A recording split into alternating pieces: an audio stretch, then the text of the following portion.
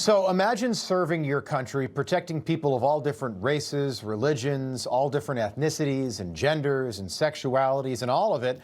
You get out, you go to law school, and on your first day, you're forced to take a mandatory class taught by a man who dresses as a woman, who tells you that the country you just served is racist. That's what our next guest went through. He went through all of this. Being a lawyer is about recognizing and combating injustice. The REPL course, I think, is powerful precisely because you're starting it right away. It's not elective, it's not optional. I'm a trans woman, right? And this year, there is a lot happening against people in my community. Okay, so what that has to do with law school, I have no idea. But I do know this. Donald Trump signed an executive order in February of 2025, a month into his time in office, eliminating DEI at colleges and universities that get federal funds. And Penn State gets almost $1 billion a year still in federal funding. David Blackman is a veteran of the Texas State Guard. He dropped out of Penn State Law School after he was forced to deal with that. David, we appreciate you being here, your first television interview. Can you take us through what happened your first year of law school at Penn State? Well, Rob, first thing to know, I've been a Penn State fan for many years and always wanted to be a lawyer. I went to law school, and going into orientation, they started talking about this REPL course.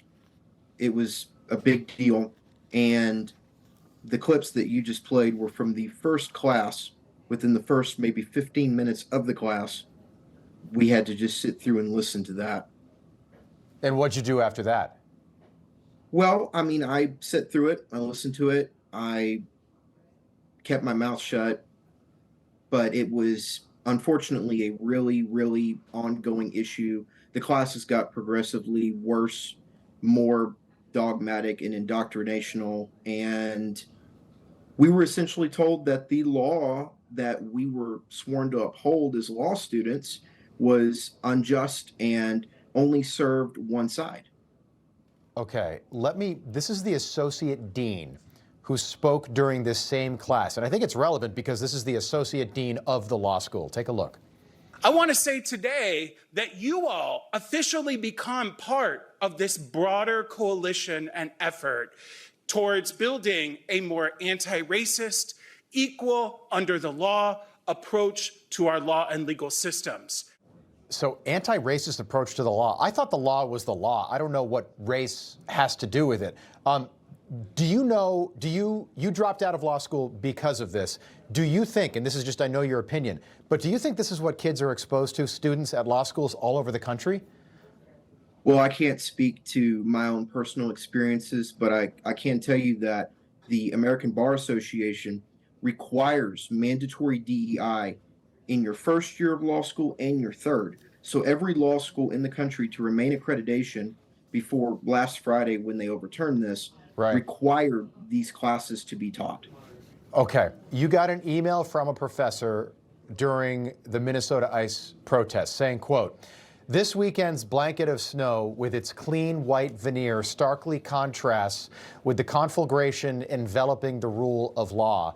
And when you went to reply, your message was then blocked by the moderator, meaning the school is openly censoring anyone who pushes back. It says your message was rejected by a moderator for these recipients. What did you make of that? Well, I think another key thing to point out, 29 minutes passed between when I sent the email and when it was manually rejected. And the email itself actually mentioned the REPL course. I not only cited legal precedents like Graham v. Connor and said we cannot take a side on this issue, but at the same time, I also said at the same time we're going with this REPL course and it's only talking about the one side of the law. We're not looking at all the good police do and the legal protections that they have. Yeah. Okay. So now you look at professors in law schools. We saw your trans professor. Do you think it's a coincidence there are so many like ultra-liberal attorneys and judges practicing today? Do you think there's a connection between what's happening in these law schools and what's happening in the profession?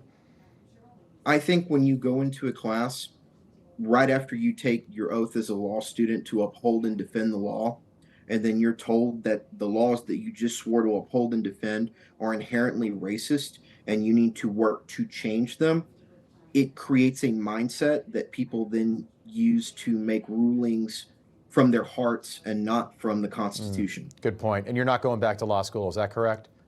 No, I'm wanting to go forward with the law, but in a different field. Good for you. David Blackman, keep us posted. Appreciate you being here tonight. Thank you. Thank you. Information. Truth is freedom. Is Newsmax. It's real news for real people.